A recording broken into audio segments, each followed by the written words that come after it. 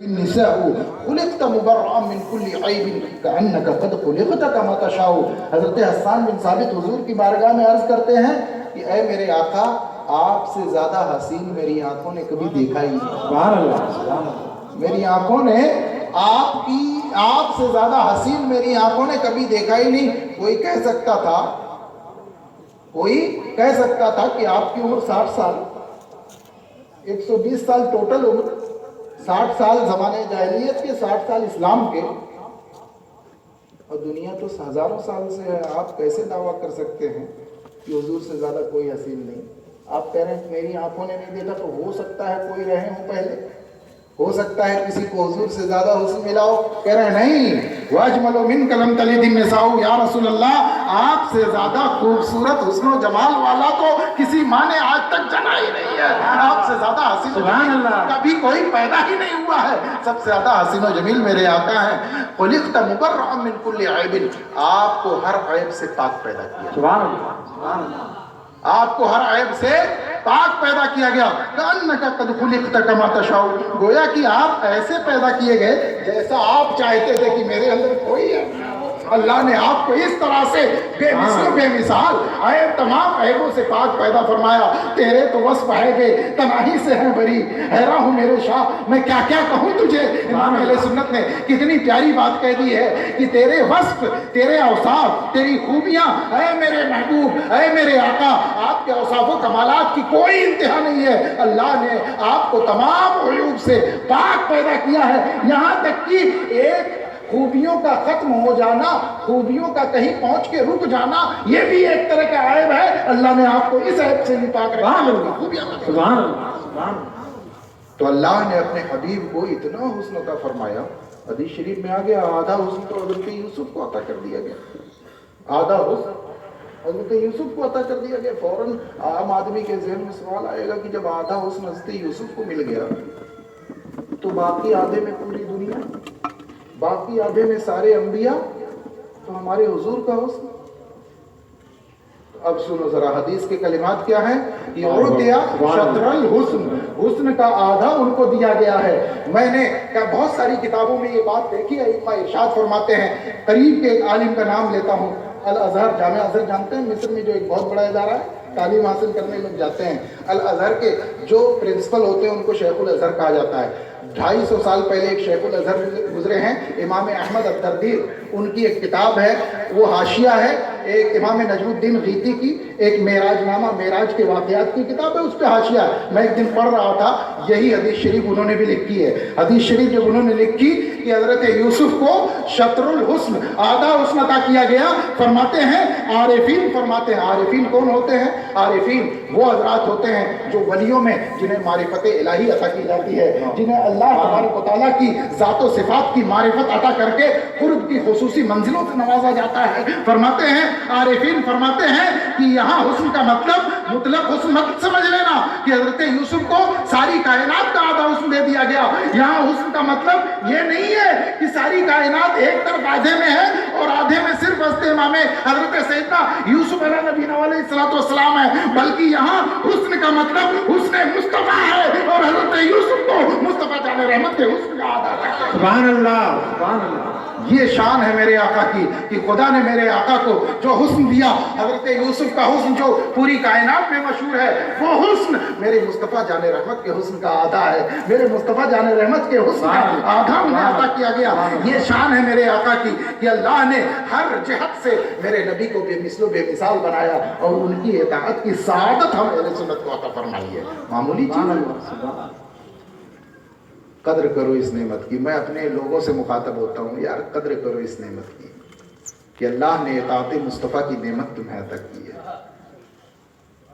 تمہیں کرنی تھی اطاعت اپنے حبیب کی، اور تم کر رہے ہو اطاعت شیطان کی ہر معاملے میں۔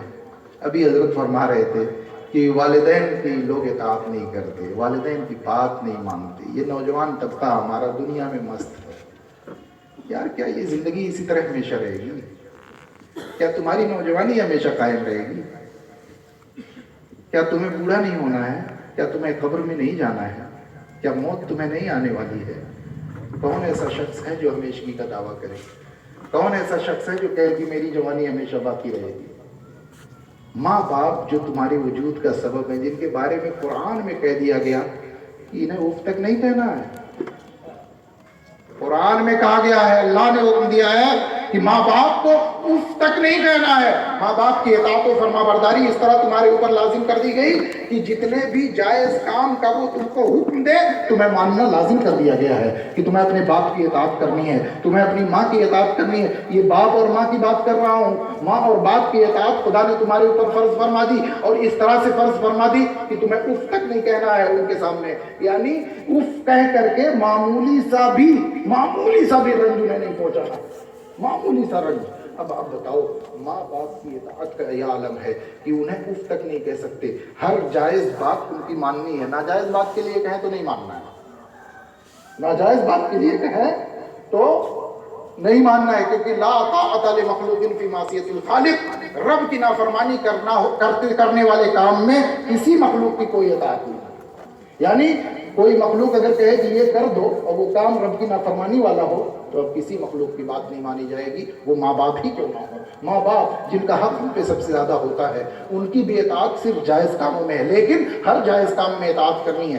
कोई जायज़ काम कहें आपको इताअत करनी है, आपको बात माननी है अपने माँ बाप की। मगर कैसा ये नौजवान तबका है, माँ बाप की इताअत नहीं करता, माँ बाप की कदर नहीं करता, माँ बाप की अहमियत नहीं समझता।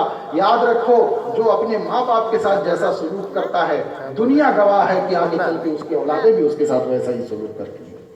हर कोई मुशाहदा कर रहा है अपनी नजरों से, हर कोई देख रहा है अपनी नजरों से कि हम जैसा अपने माँ बाप के साथ किए हुए हैं पिछली जिंदगी में, हमारी औलादें भी हमारे साथ वैसा ही कर रही हैं। जैसी करनी वैसी भरनी का मंजर हमारी नजरों के सामने होता है। फिर कैसे नहीं सबक सीखते हो तुम। ऐ नौजवानों, तुमसे गुजारिश करूंगा, जब तक तुम्हारे माँ बाप जिंदा हैं कदर कर लो। ये नेमत जब छिन जाएगी तो कोई छिनी हुई नेमत इस तरह की जो छीन ली जाती है फिर दोबारा नहीं आती। जिंदगी माँ बाप की जब तक है कदर करो।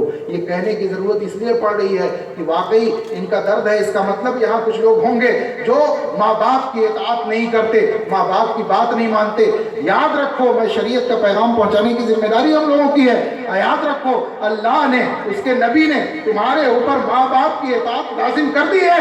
हर जायज काम में तुम्हें माँ बाप की इताअत करनी है, हर जायज बात में तुम्हें माँ बाप की इताअत करनी है। हाँ, नाजायज काम कहें तो मत करना, क्योंकि शरीयत इसकी इजाज़त ही नहीं देती है। लेकिन जहाँ तक जायज़ हद हो, माँ बाप की इज्जत करो, उनका एहतराम करो, उनकी ताज़ीम करो, उनकी इताअत करो, उनकी फरमाबरदारी करो। वो जो कहें वो मानो, उनकी खुशी, उनकी रज़ा, उनकी आसानी के लिए मेहनत करो, कोशिश करो, ताकि माँ बाप खुश रहे। और जब माँ बाप खुश रहेंगे तो अल्लाह तबारक व तआला भी तुमसे खुश होगा।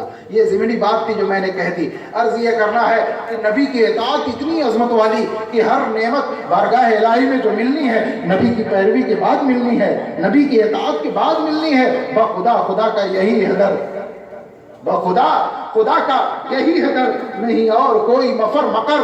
जो वहां पे हो यहीं आके हो, जो यहाँ नहीं तो वहां नहीं। रब की बारगाह में बनना है तो मुस्तफ़ा की बारगाह का मुकर्रब तुम्हें बनना होगा। रब की बारगाह में कोई रुतबा पाना है तो मुस्तफ़ा करीम की तुम्हें इताअत करनी होगी। ये नेमत जो तुम्हें अता की गई है इताअत मुस्तफ़ा की, इसकी कदर करो और अपनी ज़िंदगी को रसूलुल्लाह सल्लल्लाहु अलैहि वसल्लम की पसंद के सांचे में डाल लो।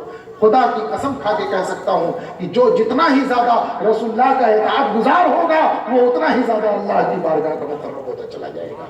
इसलिए इताअत मुस्तफ़ा अपनी ज़िंदगी में ले आओ और अपनी पूरी ज़िंदगी को रसूलुल्लाह सल्लल्लाहु अलैहि वसल्लम की पैरवी और उनकी इताअत के सांचे में ढाल दो। ये तुम्हारी दुनिया की भी कामयाबी वाली चीज़ है और तुम्हारी उक़बा की कामयाबी भी इसी पे मौक़ूफ़ है। और दूसरी बात रही मोहब्बत रसूल, तो इताअत बिना मोहब्बत के नहीं होती है। इताअत बिना मोहब्बत के नहीं होती है। आदमी इताअत उसकी करता है दिल से, इताअत यानी दिल से फर्मा बरदारी उसकी करता है जिससे उसको मोहब्बत होती है। तो मोहब्बत ये पहले है। और मोहब्बत तो रसूलुल्लाह सल्लल्लाहु अलैहि वसल्लम की मोहब्बत तो हमारे ईमान की जान है। और ईमान की जान ये मोहब्बत मुस्तफ़ा। बगैर मोहब्बत के अगर कोई कहे कि मैं नमाज़ें पढ़ता हूँ मगर मुझे हुजूर से कोई